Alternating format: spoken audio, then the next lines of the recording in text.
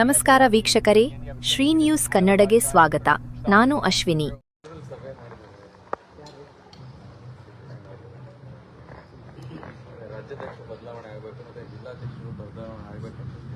ನೋಡಿ, ವಿಜೇಂದ್ರ 2 ವರ್ಷದ ಸಾಧನೆ ಅಂತ ಹೇಳ್ಕೊಂಡು ಹೀನಾಯವಾಗಿ ಉಪಚುನಾವಣೆಯಲ್ಲಿ ಬಿಜೆಪಿ ಸೋತಿದೆ.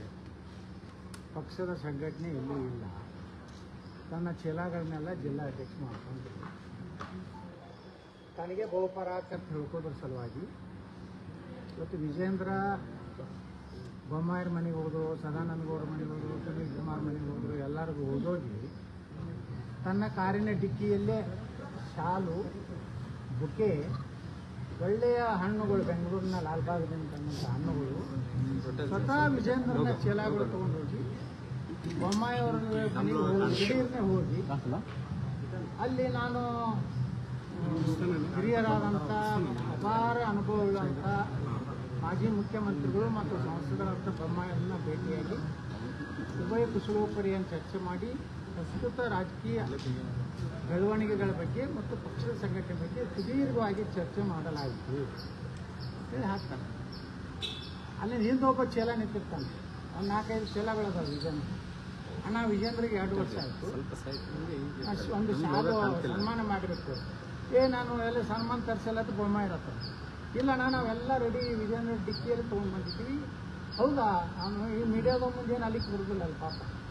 ಅದಕ್ಕೆ ಬೊಮ್ಮಾಯಿ ಒಂದು ಶಾಲೆ ಹಾಕ್ತಾರೆ, ಹಾರ ಹಾಕ್ತಾರೆ. ಅವು ವಿಜೇಂದ್ರನ ಹಾರನೆ.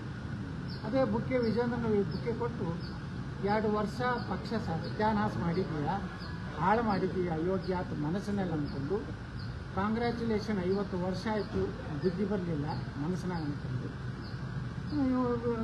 ವಿಜೇಂದ್ರ ಅವರ ಕಾರ್ಯವೈಖರಿ ಬಗ್ಗೆ ಮುಕ್ತವಾಗಿ ಪ್ರಶಂಸಿದ ಬೊಮ್ಮಾಯಿ ಅವರು ಹೇಳಿ ಮೀಡಿಯಾದಾಗ ಬಂದರು. ಮೀಡಿಯಾದವ್ರು ಅದನ್ನು ಹುಡುಕೋದು ಸಂಜೆ ತನಕ ಹುಡುಕ್ತಾರೆ. ವಿಜೇಂದ್ರ ಬೊಮ್ಮಾಯಿ ಭೇಟಿ, ಬಿಜೆಪಿಯಲ್ಲಿರೋ ಎಲ್ಲ ಸಮಸ್ಯೆಗಳ ನಿವಾರಣೆ, ಮತ್ತೆ ವಿಜೇಂದ್ರ ನೇತೃತ್ವದಲ್ಲಿ ಬಿಜೆಪಿ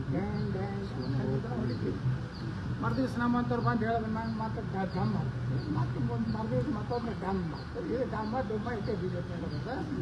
ಬಿಜೆಪಿ ಸಂಘಟನೆ ಇಲ್ಲ, ಕಾರ್ಯಕರ್ತರ ರಕ್ಷಣೆ ಮಾಡೋರಿಲ್ಲ, ಹಿಂದೂಗಳ ಮೇಲೆ ಆಗೋ ದೌರ್ಜನ್ಯ ಕೇಳೋರಿಲ್ಲ.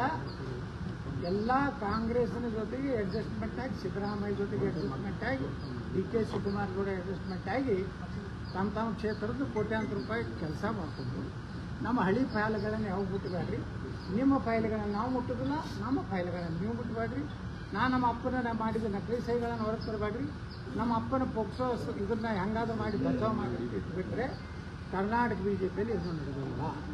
ಅದಕ್ಕೇ ನಿನ್ನೆ ಪಕ್ಷದ ನಿಷ್ಠಾವಂತರು, ನೀವು ಭಿನ್ನಮತ್ಯ ರೈತರು ಏನು ಮಾಡೋದು ನಡೆಯೋದ, ಪಕ್ಷದ ನಿಷ್ಠಾವಂತರು ರಮೇಶ್ ಜಾರಕಿಹೊಳಿ ಅವರು, ಸಿದ್ದೇಶಣ್ಣವರು, ಹರೀಶ್ ಅವರು ಎಲ್ಲರೂ ಕೂಡಿ ಈ ವಿಜೇಂದ್ರನ ಇಳಿಸದೇ ಹೋದರೆ ಕರ್ನಾಟಕದಲ್ಲಿ ಬಿಜೆಪಿ ಇವರೇನೋ ಬಿಹಾರ್ನಾಗ ಬಂದು ಕೂಡಲೇ ನಾವು ಬಂದುಬಿಟ್ಟು ತಿಳ್ಕೊಂಡ. ಬಿಹಾರ್ನಾಗ ಬರಬೇಕಾದ್ರೆ ಅಲ್ಲಿ ಒಬ್ಬ ನಿತೀಶ್ ಕುಮಾರ್ ಅನ್ನುವಂಥ ಪ್ರಾಮಾಣಿಕ ವ್ಯಕ್ತಿ, ಕುಟುಂಬ ರಾಜಕಾರಣ ಮಾಡಲಾರದ ವ್ಯಕ್ತಿ ಇದ್ದಿದ್ದರಿಂದ ಬಿಹಾರದಲ್ಲಿ ಬಿಜೆಪಿ ಮತ್ತು ಅಲಯನ್ಸು ಮತ್ತು 7 ಪಕ್ಷಗಳು ಕೂಡಿ ಮಾಡಿ ಬಂದವು. ಕರ್ನಾಟಕದಲ್ಲಿ ಇಂಥ ಭ್ರಷ್ಟ ಕುಟುಂಬ ಇದ್ದರೆ ಯಾವ ಕಾಲಕ್ಕೂ ಬಿಜೆಪಿ ಅಧಿಕಾರದಲ್ಲಿ ಮಾಡೋಕ್ಕೆ ಸಾಧ್ಯ ಇಲ್ಲ. ಕರ್ನಾಟಕದ ನೀವು ನಿತೀಶ್ ಕುಮಾರ್ ಆಗ್ಬೋದಲ್ಲ? ಯಾರು ನೀವು? ನಾವು ನಿತೀಶ್ ಕುಮಾರ್ ನಾವೇ ನೋಡ್ರಿ, ನಾವು ಯೋಗಿ ಆದಿತ್ಯನಾಥ್ ಆಗ್ಬಿಟ್ಟೈತಿ. ನಿತೀಶ್ ಕುಮಾರ್ ಸಾಫ್ಟ್ ಇಲ್ಲ. ನಮ್ಮದು AK-47. ನಿತೀಶ್ ಕುಮಾರ್ ಒಳ್ಳೆಯವರು, ಯಾಕಂದ್ರೆ ನಿತೀಶ್ ಕುಮಾರ್ ಜೊತೆಗೆ ನಾನು ರೈಲ್ವೆ ರಾಜ್ಯ ಮಂತ್ರಿ, ಅವ್ರ ಕ್ಯಾಬಿನೆಟ್ ಇದ್ದರು, ನಾನು ರಾಜ್ಯ ಮಂತ್ರಿ. ಒಳ್ಳೆಯ ಪ್ರಾಮಾಣಿಕ ವ್ಯಕ್ತಿ, ಒಳ್ಳೆಯ ಆಡಳಿತಗಾರ ಮತ್ತು ಕುಟುಂಬ ರಾಜಕಾರಣ ಮಾಡಿದ್ರು ಅವರಿಗೆ ಆ ರೀತಿ ಒಂದು ಜನರ ವಿಶ್ವಾಸ ಸಿಕ್ತು. ಅದೇ ರೀತಿ ನಾನು ಕೇಂದ್ರ ಬಿಜೆಪಿ ಹೈಕಮಾಂಡ್ಗೆ ಹೇಳ್ತೀನಿ, ಸಿದ್ದೇಶಣ್ಣ ಅಂಥವ್ರನ್ನ ಯಾವ ಯಡಿಯೂರಪ್ಪಗೆ ಕಾರಿಗೆ ಪೆಟ್ರೋಲ್ ಹಾಕ್ಲಾಕ ಪರಿಸ್ಥಿತಿ ಇರಲಿಲ್ಲ. ಅವಾಗೇನಾದರೂ ಕರ್ನಾಟಕದಲ್ಲಿ ಎಲ್ಲೇ ಚುನಾವಣೆ ನಡೆದರೆ ಸಿದ್ದೇಶಣ್ಣನೇ ಹಣಕಾಸಿನ ಸಹಾಯ ಮಾಡೋದಂಥ ಮೊದಲ ಕುಟುಂಬ ಮಲ್ಲಿಕಾರ್ಜುನಪ್ಪನವರು. ಇವತ್ತು ಯಡಿಯೂರಪ್ಪ ಎಷ್ಟು ಬೆಳೀಲಿಕ್ಕೆ ಕಾರಣ ಮೊದಲ ಮೂಲಭೂತ ಶ್ರೀ GM ಸಿದ್ದೇಶ್ವರ ಪೂಜ್ಯ ತಂದೆಯವರಾದಂಥ ಮಲ್ಲಿಕಾರ್ಜುನಪ್ಪನವರು. ಅವರೊಬ್ಬ ದೇವರ ಸಮಾನವಾದಂಥ ವ್ಯಕ್ತಿ. ಯಾಕಂದ್ರೆ ನಾನು ಅವ್ರನ್ನ ಕೂಡಿ ಎಂಟಿ ಇದ್ದೀವಿ. ಅವರು ಪಾಪ ಇವರಿಗೆಲ್ಲ ಸಹಾಯ ಮಾಡಿದ್ರು. ಆದರೆ ಇವತ್ತು ವಿಜೇಂದ್ರ, ಯಡಿಯೂರಪ್ಪ, ಶ್ಯಾಮನೂರು ಕುಟುಂಬ ಜೊತೆಗೆ ಹೊಂದಾಣಿಕೆ ಮಾಡಿಕೊಂಡು ಶಿವಮೊಗ್ಗದಲ್ಲಿ ರಾಘವೇಂದ್ರ ಬರಬೇಕು, ದಾವಣಗೆರೆಯಲ್ಲಿ ಅವ್ರ ಸೊಸೆ ಬರೋರು ಶಾಮನೂರು ಒಪ್ಪಂದ ಮಾಡಿಕೊಂಡು ಶಾಮನೂರು ಶಿವಶಂಕರಪ್ಪ ಅವರು ಶಿವಮೊಗ್ಗಕ್ಕೆ ಹೋದಾಗ ಹೇಳ್ತಾರೆ, ರಾಘವೇಂದ್ರ ಭಾಳ ಕೆಲಸ ಮಾಡಿ ನಾನು ಓಟ್ ಹಾಕಕ್ಕೆ ಹೇಳ್ತಾರೆ. ನೀವು ರಾತ್ರಿ ಯಡಿಯೂರಪ್ಪ ಬಂದು ಅವ್ರ ಮನೆಗೆ ಊಟ ಮಾಡಿ ಹೇಳ್ತಾನೆ, ನಾವು ಏನಾದರೂ ಮಾಡಿದ್ರೆ ನಮ್ಮ ಕೆಲವೊಂದು ಕ್ಯಾಂಡಿಡೇಟ್ಗಳು ಹೋದಾಗ ದಾವಣಗೆರೆಯಲ್ಲಿ ಅವಕ್ಕೆಲ್ಲ ಸ್ವಲ್ಪ ದುಡ್ಡು ಹೋಗಿಬಿಡ್ರಿ, ಅವ್ರು ತಿಂದು ನಿಮ್ಗೆ ಪರವಾಗಿ ಮಾಡ್ತಾರೆ ಸಿದ್ದೇಶ್ವರನ ಸೋಲಿಸಿದ್ರು. ಇವತ್ತು ದೇಶದಲ್ಲಿ ಇಂಥ ಸೋಲಿಸಿದಂಥ ಕರ್ನಾಟಕದಲ್ಲಿ 5-6 ಲೋಕಸಭೆಗಳು ಗೆದ್ದಿದ್ರೆ ಇವತ್ತು ನಾವು ನಿತೀಶ್ ಕುಮಾರ್ ಪಾರ್ಟಿ ಮೇಲೆ, ಚಂದ್ರಬಾಬು ನಾಯ್ಡು ಪಾರ್ಟಿ ಮೇಲೆ ಡಿಪೆಂಡು ನರೇಂದ್ರ ಮೋದಿಯವರು ಆಗಲಿಕ್ಕೆ ಆಗ್ತಿರಲಿಲ್ಲ. ಇನ್ನೂ ಗಟ್ಟಿಯಾದಂಥ ನಿರ್ಣಯ ತಗೊಳ್ಳೋಕ್ಕೆ ನರೇಂದ್ರ ಮೋದಿ ಕಾರಣ ಆಗ್ತೈತಿ. ಆ ದುರ್ದೈವನಂದರೆ ಇವತ್ತು ಅಲ್ಲಿಯೂ ಅಲಯನ್ಸ್ ಪಾರ್ಟಿ ಆಗಿದ್ದರಿಂದ ಕೆಲವೊಮ್ಮೆ ಹ್ಯಾಂಗ ಕಾಶ್ಮೀರ 370, ಇವತ್ತು ತ್ರಿಬಲ್ ತಲಾಖು, ಅಯೋಧ್ಯೆ ರಾಮ ಮಂದಿರ ಆಗ್ತಿತ್ತು. ಈಗ ಯಾವುದೇ ರೀತಿ ಇನ್ನೂ ಕಾನೂನುಗಳು ಬರಬೇಕಾಗಿತ್ತು. ಸಮಾನ ನಾಗರಿಕ ಸಮಿತಿ ಬರಬೇಕಾಗಿದೆ, ಎಲ್ಲರಿಗೂ ಒಂದೇ ಕಾನೂನು. ಅಲ್ಲಿಂದ ಇವತ್ತು ಏನು ಯಾವುದೇ ಇದನ್ನು ದೇಶದಲ್ಲಿ ಎಲ್ಲರಿಗೂ ಫ್ಯಾಮಿಲಿ ಪ್ಲ್ಯಾನಿಂಗ್ ಬರಬೇಕಾಗಿದೆ. ಒಂದೇ ಲಗ್ನ ಆಗೋಕ್ಕೂ 2 ಮಕ್ಕಳು ಹಿಡಿಬೇಕಂತ ಈಗ ಪೂರ್ತಿ ಮಜಾಕ್ಕಿಂತ ಮಾಡ್ತೀವಿ. ದುರ್ದೈವ ಎಂಥ ವಿಜೇಂದ್ರ ಅಂತ ಯಡಿಯೂರಪ್ಪ ಅಂತ ಅಡ್ಜಸ್ಟ್ಮೆಂಟಿಂದ ಕರ್ನಾಟಕದಲ್ಲಿ ಹಾಳಾಯಿತು.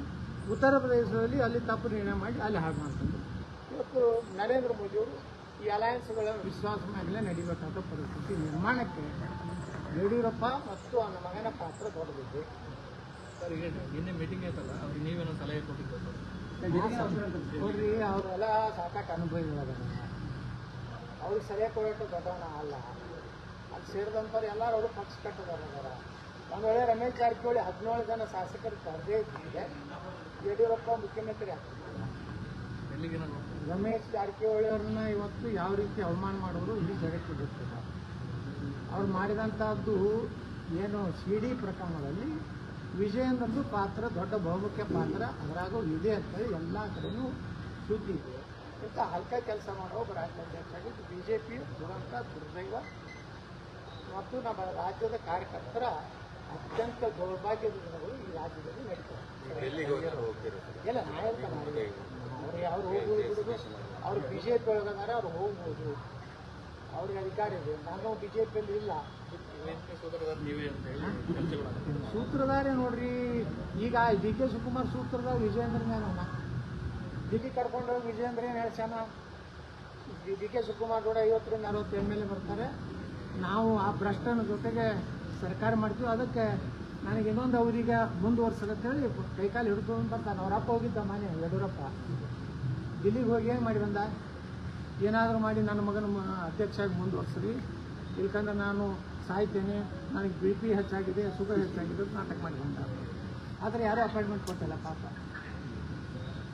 ಈಗ ಅಡ್ಜಸ್ಟ್ಮೆಂಟ್ ರಾಜಕಾರಣಿಗಳ ಬಗ್ಗೆ ನೀವಾದರೂ ಕೂಡ CM ಅವರಿಗೆ ಯಾಕಂದರೆ ಈಗ ಡಿಸ್ಟಿಕಲ್ಲಿ ಇವ್ರನ್ನ ಸಿದ್ದೇಶ್ ಅವ್ರನ್ನ ಸ್ವಲ್ಪ ಕಾರಣ ಅವರಾಗಿದೆ. ಹೌದು, ಯಾಕೆ ಅವ್ರನ್ನ ಉಚ್ಚಾರಣೆ ಮಾಡಲಿಕ್ಕೆ ಯಾಕೆ ಆಗ್ತಾ ಇಲ್ಲ?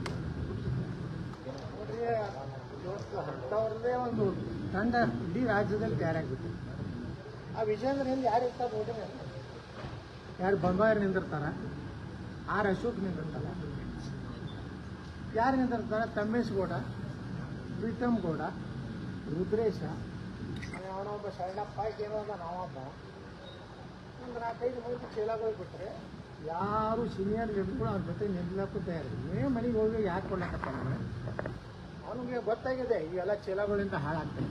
ಈ ಪ್ರೀತಮ್ ಗೌಡಂತೆ ಉದಾಹರಣೆ ಹೇಳ್ತಾನೆ, ಅವನಿಗೆ ನಾಳೆ JDS ಅಲಯನ್ಸ್ ಆದರೆ ಹಾಸನ ಟಿಕೆಟ್ ಸಿಗೋದಿಲ್ಲ, ಅವನು BJPಯಲ್ಲಿ ಹೋಗ್ತಾನೆ, ಕಾಂಗ್ರೆಸ್ ಹೋಗ್ಬೇಕಂತ ಈಗಲೇ ಅಡ್ವರ್ಟೈಸ್ಮೆಂಟ್ ಮಾಡ್ಯಾನ. ಅವ ಬಂದು ಇಲ್ಲಿ ಹೇಳ್ತಾನೆ ದಾವಣಗೆರೆಯಲ್ಲಿ, ನಾನು ನೀವು ಹೇಳಿದಲ್ಲಿ ಟಿಕೆಟ್ ಕೊಡ್ಸೋಣ, ಅವನದೇ ಟಿಕೆಟ್ ಗತಿ ಇಲ್ಲ, ನೀನು ಇವರಿಗೆ ಟಿಕೆಟ್ ಕೊಡಿಸ್ತೀನಿ ಅನ್ನೋ ಅಷ್ಟು ಒಬ್ಬ ಪ್ರಧಾನ ಕಾರ್ಯ ಅವ್ರು ತೊಗೊಂಡು BJP ಅಂತ ಉದ್ದಾರ ಆಗ್ತಾರೆ. 1 ವರ್ಷದಿಂದ ವಿಜಯೇಂದ್ರ ಬದಲಾವಣೆ ಆಗ್ತಾರಂತ ನಿಮ್ಮ ಟೀಮ್ನವರು ಏನು ಹೇಳಿಲ್ಲಪ್ಪ, ನಾವು ಬದಲಾವಣೆ ಆಗದಿದ್ರೆ ನಿಮ್ಮ ನಡೆ ಏನಂತೇಳಿ ಮುಂದೆ ನಾನು ಬದಲಾವಣೆ ಆಗದಿದ್ರೆ ನಾನು ಆತ್ಮಹತ್ಯೆ ಮಾಡ್ಕೋದಿಲ್ಲ. ಮತ್ತಷ್ಟು ಸುದ್ದಿಗಾಗಿ ನೋಡ್ತಾ ಇರಿ ಶ್ರೀ ನ್ಯೂಸ್ ಕನ್ನಡ.